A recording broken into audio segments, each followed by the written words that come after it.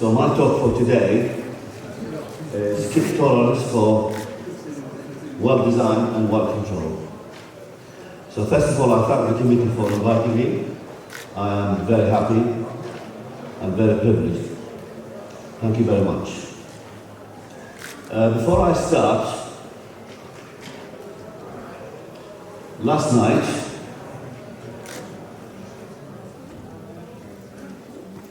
welcome, thank you.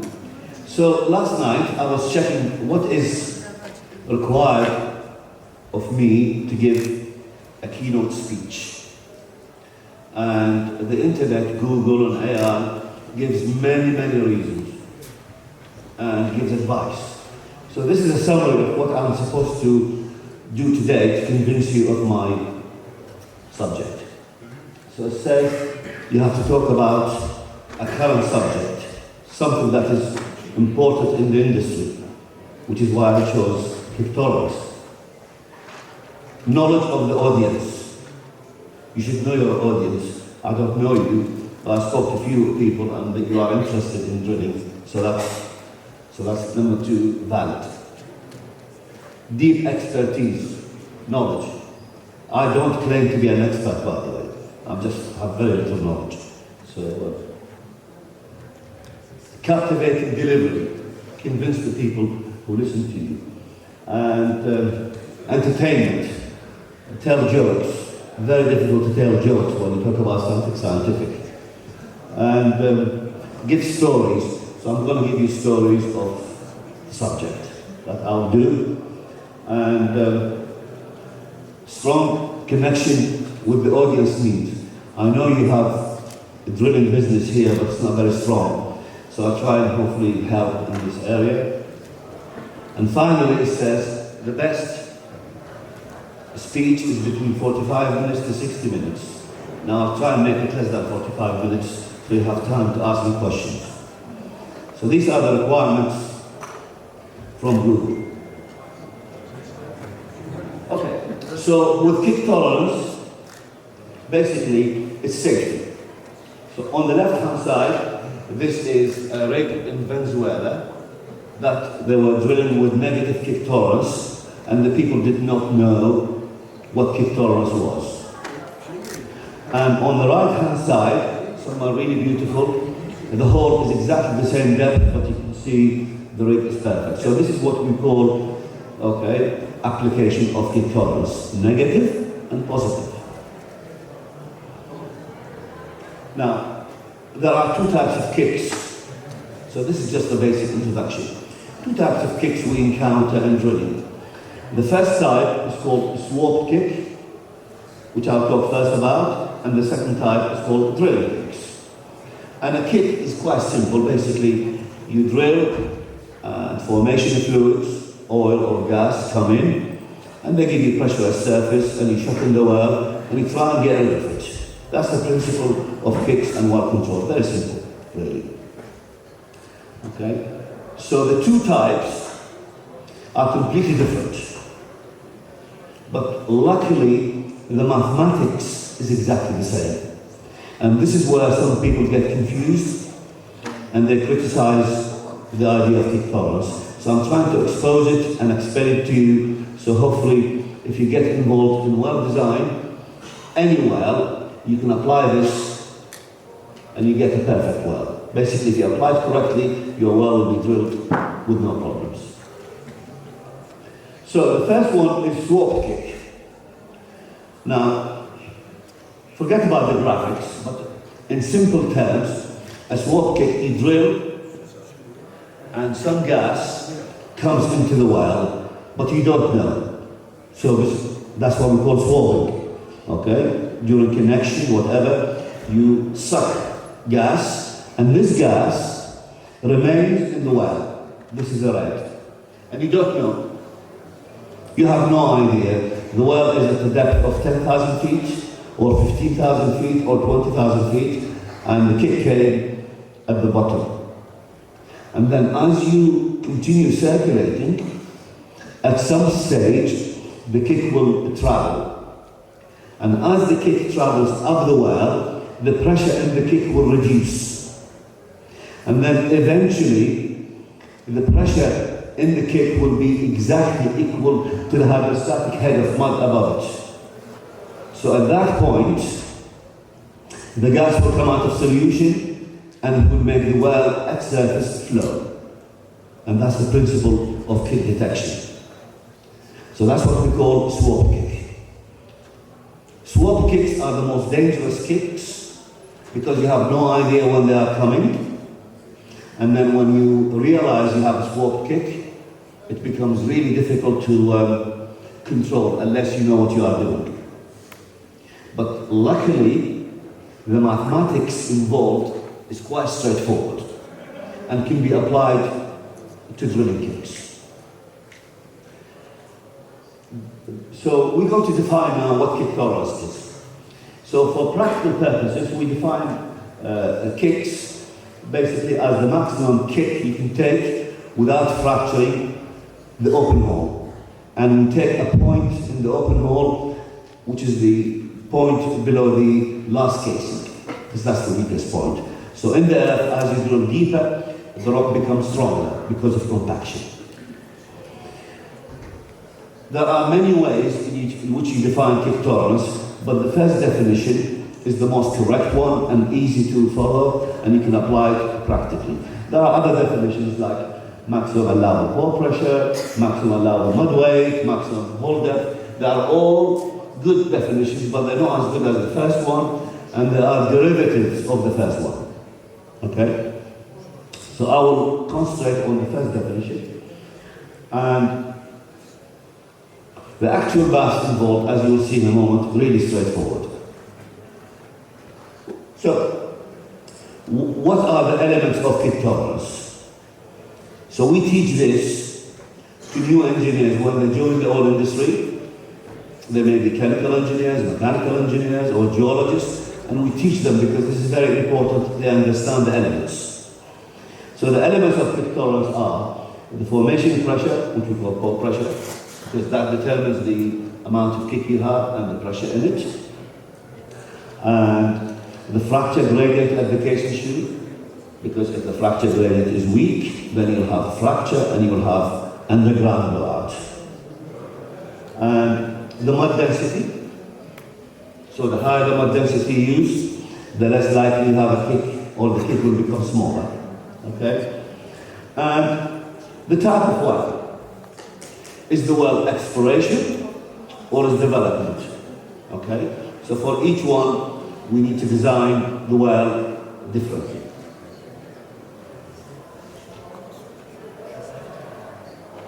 So, the volume of influx, how much kick you have, it depends on underbalance. So this is basically Darcy law, the difference between the formation pressure and the mud weight. So we call this underbalance or overbalance. If there is more underbalance, there are more kicks. The porosity and permeability of the reservoir. So if you are drilling a well in Aramco in Saudi Arabia, the permeability is about 2,000 millidarcy. But if you're drilling in the North Sea, the average permeability is about 10 millidarcy. So you've got a difference of 2,000 and 10. So the kick will come into the well faster and bigger. Okay, that's why the porosity and permeability really important. And the sensitivity of the equipment. If you use old rigs, you may have a large kick and you cannot see it. So if you have expensive well, you must buy expensive equipment. The reaction time of people, this is very difficult. Many times, we had a situation in the North Sea, we had a kick of 300 barrels. And the drilling supervisor and the engineer, they did not see it. And the rig was bent down. This is because people did not react. So we need to teach people, and this is very important for educational purposes, we need to teach them reaction time. Reaction time to see the kick, how long you flow the well, and how long it will take you to shut in the well and keep it safe. So that's what we call reaction time. And obviously, type of shutting procedure, soft, hard shutting, and And also the risk, how quickly the influx comes in. Is it going to come slowly? You have control. If it comes fast, you have no control. So these are the elements which control the volume of influx. And unless the engineer understands those, he will be lost in the field. And we try now to teach these at the planning stage. So when the well is drilled on paper, correctly, it will be drilled in the field correctly. So that is the new thinking we have in the industry. You drill the well correctly on paper, you drill it correctly in the field. So when do you calculate kick tolerance? Okay, so the graphs on the right hand side, it shows you the fracture gradient, the green, the pore pressure, and then you see in the middle, at about 16,000 feet. This is my well. I drilled this well, HPHT well. So you see at 16,000 feet, the strength of the rock, the fracture gradient, and the pore pressure are very close. So when you drill, you will have lost circulation 1 minute, the next minute you're going to have gain, kick, and so on. So you need to control the well. So we need to calculate kick tolerance after we do a leak-off test. I don't know how many people of you understand the word leak-off. Leak-off test is a test to find the strength of the rock. So instead of doing it in the lab, we actually do it in the field. We find the strength of the rock, and from it, we determine the mud weight which we need to use to drill the well. That's what's a leak-off test. If, before you drill, if you change the mud weight, you must recalculate kick tolerance. And if you have areas of high pressure, low pressure, high pressure, low pressure, you need to keep recalculating your kick tolerance.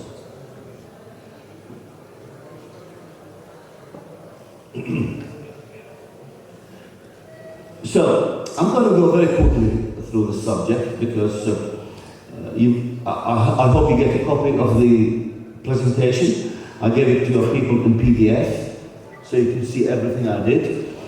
And then you'll have time to go through the numbers. So the engineering involved, basically very straightforward.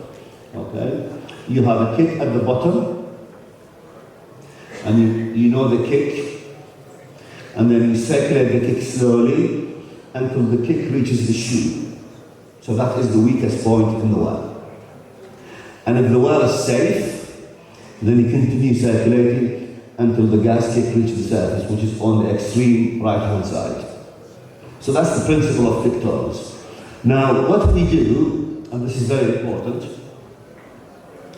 when we do the calculations, we don't start at the bottom. We start in the middle. And this is why people are confused. The confusion is quite simple. They're saying, okay, you are trying to find out the kick comes from the bottom. Why do you start in the middle? Simple. We start in the middle because when the kick comes at the beginning, it comes in at the bottom. The well, as created by God, is strong, otherwise it will have no pressure. So when the kick comes in, it cannot fracture the well at the bottom. So it's only when you start circulating, pushing the kick all the way to the shoe, that's the middle diagram. This is when you want to find out if you're going to break it or not. That is why we start in the middle. So on the left hand side, the kick will be small, but as you start circulating, you reduce the pressure, so the kick will expand, Boyle's law. Expand, and its height will increase from HT to H. So if we can find an equation that calculates H, the big H, and then just multiply by the annular area around the pipe, then we'll find the volume of the kick when it's at the shoe. Now, in mathematics, if you've got so many variables, you all know this from university, you have to keep one variable constant. So we are lucky because one variable which is constant is the fracture gradient of the shoe. That is why we did the leak off. So this fracture gradient will be the maximum pressure we will allow it to be at the top of the gas bubble when it's at the shoe. So now we fix pressure and we calculate volume at the shoe. At the bottom of the ball, we know the formation pressure because we have equipment, we have plans, but we don't know the volume. So at point 2, which is at the shoe, we know volume and pressure is fracture gradient. At the bottom of the ball, we have formation pressure PF, but we don't know volume. So we apply Boyle's law, P1V1 over T1Z1 equals P2 V2, etc. And from it, you find V2, and that's the kick torus. Very simple, really. So that is the principle.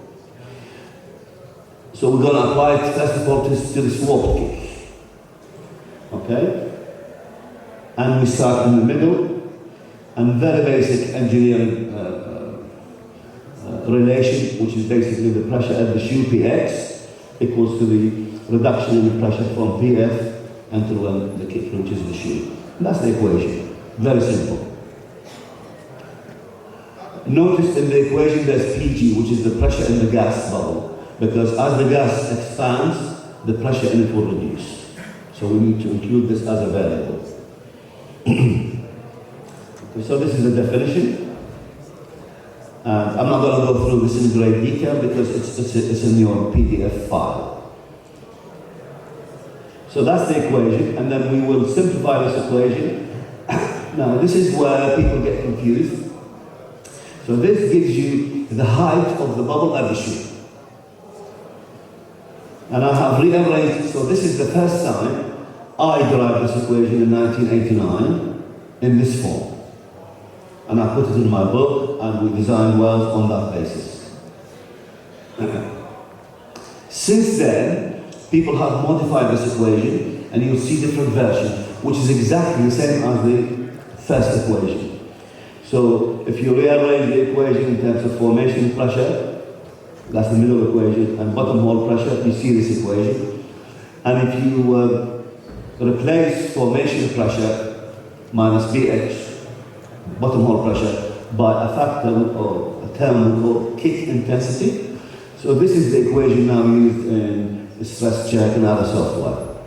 But essentially, the equation is derived from the first one. Okay? So in case you see it, they're all the same. So once you find H, you multiply by the capacity around the well bore, and this will give you the volume at the shoe, and then if you apply Boyle's law P1V1 equals P2V2, that will give you the volume at the bottom of the hole. Now this volume, which is V1, is what we refer to as kick torus. So basically that is the mathematics. You're not going to hear any more mathematics, okay? I thought I'll explain that to you in case you asked. So this is what we did. Start in the middle, and then we go to the bottom, and we find the kick torus. So this is an example of a real well in the North Sea. This is an high pressure, high temperature well. One of the wells I worked on, and I just want to show you how we actually calculate kick torus using the simple equation I gave you. Okay, so these are the inputs.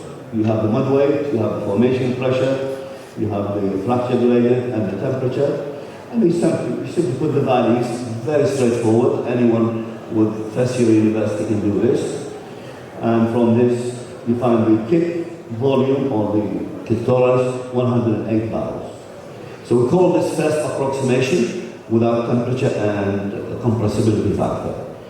And if you apply compressibility factor, temperature, it will increase. So what it means basically, any kick which is more than 108, so you plan the well in the office, and you said the maximum strength of the well is 108 barrels. So you go to the field. If your kick is 100 barrels, it's okay. 50 barrels is perfect. But if it's 110 or 115, then you have problems. You have to decide, are you going to circulate the kick or are you going to bullhead it? So this is where decision making becomes really important. That is the beauty of kick tolerance. A drilling kick tolerance is derived from swap kick tolerance. As we said, in a drilling situation, what you do, you drill into an area of high pressure, kick, you have no idea the pressure is high, the kick comes in, and then you see pressure at surface. Okay? So we apply the same principle, we use the same equation, because it's the same mathematics, and you get what we call H max. And if I apply the same principle to a previous example, the only thing I'm going to change is I will make the formation pressure higher than the mud weight, because that is how you get a drilling kick. Understand? Swap kick is mud weight higher than formation pressure. A drilling kick, formation pressure is higher than mud weight. So the equation is still valid. You apply it, and if you go through the math, you find that your kick tolerance is now 44 barrels. Before it was 108. Okay? So that's the application of kick tolerance. Now, we're going to look at the examples from the field. So the first one is, what does it mean if you've got a well with a high kick tolerance? So it means you can have high formation pressure, you can be confident. You can drill the well deeper. I don't know if you know this, but this is from my experience. Many situations where we finish the well and the geologist contacts us and he says, can you drill another 500 feet? I don't know if anyone here has faced this situation. And if that happens and your kick tolerance is on the margin, you can't do it. So this is the advantage of having a high kick tolerance, is that if people decide to drill deeper because they think there are more zones that could produce more at the bottom, then high kick tolerance will allow that. And of course you can have high mud weight as well. Now what happens if you've got smaller kick tolerance? It's the reverse. Okay? But one thing you need is to have close supervision. Your supervisor, your drilling engineer has to be good.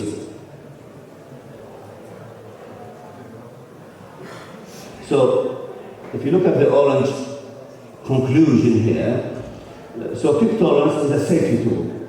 It indicates how close the mud weight to formation pressure, and if the well can be drilled deeper.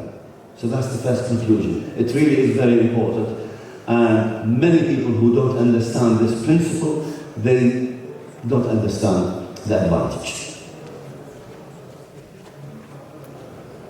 So, when do you require high kick tolerance? If you are drilling in Aramco, Saudi Arabia, or in Iraq, or in Abu Dhabi, where the permeability is high. I mean, I'm talking about permeability of 1 to 3 darcies. I don't know how many people understand how important permeability is. So 1 darcy is 1,000 millidarcy. A lot of wells around the world, they only have 5 or 10 millidarcies. So these wells have 3 darcies, which means the kick will come very fast.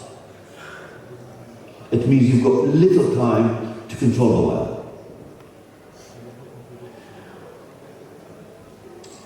If you've got an old rig with low-tech equipment, you can't use low kick tolerance. You have to rely on high kick tolerance to say, the well must have 50 barrels if I'm going to drill it, not 20 barrels. And of course, if you're drilling in the sea from a semi-submersible, because of the wave action, you've got to allow for a high kick tolerance in designing the well. Of course, for everything that is good, there are some bad things in it.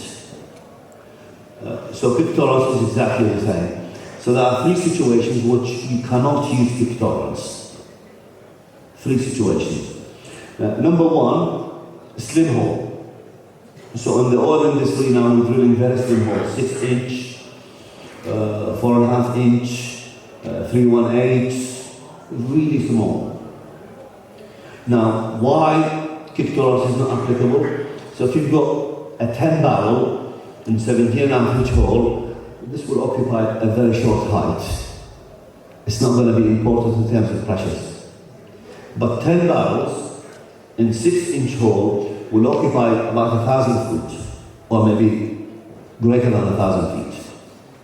So the more gas height, the greater the pressure you see at surface. Because remember, if you've got a lot of gas, it means you've got less hydrostatic pressure from mud. Okay? That's very important. It is hydrostatic pressure that is important. So the more height of gas, the less control you have. Number two situation, when the hydrostatic pressure is deliberately less than the formation pressure. You actually go to the well and say, I'm going to have mud weight less than the formation pressure. So situations like underbalance drilling or MPD, managed pressure drilling, you can't use kick tolerance.